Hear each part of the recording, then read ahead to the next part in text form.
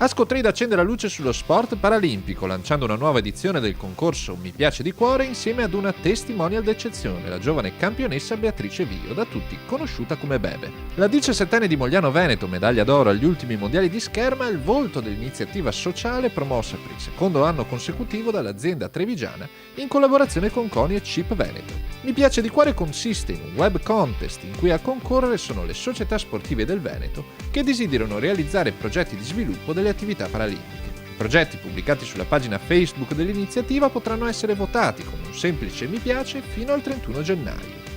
I 4 più votati accederanno quindi al montepremi di 10.000 euro messo in palio da Ascotrade.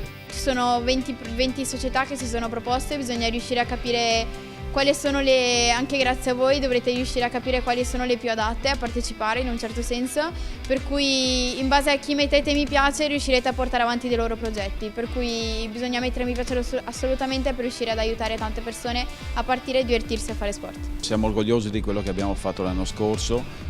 Posso già anticipare che l'anno prossimo saremo presenti per la terza volta. Siamo riusciti a coinvolgere tutta l'azienda, speriamo di coinvolgere, come già abbiamo fatto l'anno scorso, anche tante persone che dovranno votare, se vorranno, sulla nostra pagina Facebook il miglior progetto dei 20 che sono stati presentati. Da qui al 31 gennaio inoltre il montepremi potrà crescere ancora grazie al contributo di tutti. Sottoscrivendo un contratto di fornitura luce più gas con Ascotrade infatti si potranno donare 10 euro all'iniziativa. Non solo, per ogni mi piace che riceverà sulla sua pagina Facebook l'azienda trevigiana devolverà €1.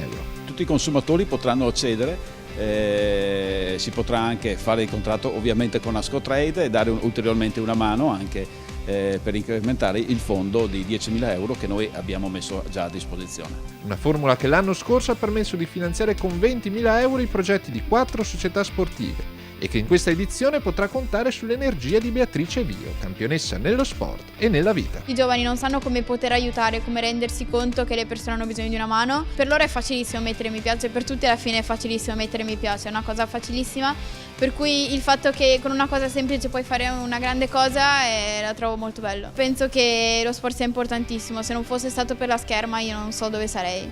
Per cui devo solo ringraziare le persone che hanno aiutato me quella volta a farmi partire e per cui anche voi avrete un sacco di persone che vi ringrazieranno perché sono partiti grazie a voi.